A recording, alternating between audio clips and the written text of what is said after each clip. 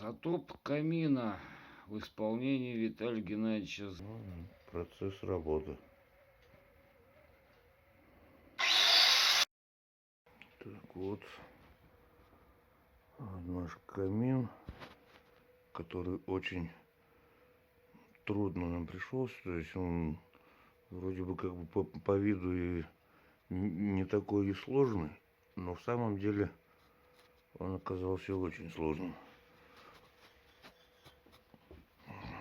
Вот. Это с одной стороны. Дело в том, что он находится под лестницей. Лестница на второй этаж. И вот с этим нам пришлось немного помучиться. Ну, вроде как бы получилось все качественно, красиво, культурно. Скажи, а это наш ебаный главный дизайнер Андрюся. Да, главный дизайнер, блин. Андрюся. Андрюся, да. Убить готов, да, Виталий? Не то слово.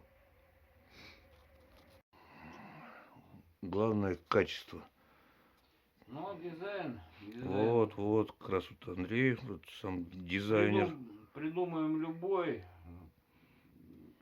С плиткой мы работаем с точеным кирпичом. Заказчику подобный камин вместе с материалом, судя по закупочным и нашей цене за работу, обошелся в 30-20 тысяч рублей. Использован декор. Я предпочел бы, конечно, из росы. Не люблю работать с плиткой. С израсами лучше. Но плитка более бюджетный вариант для этого камина.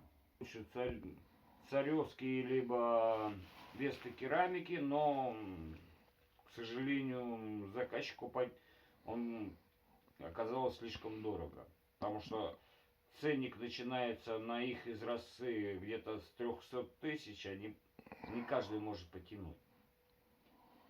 Ну, можем работать с любым материалом.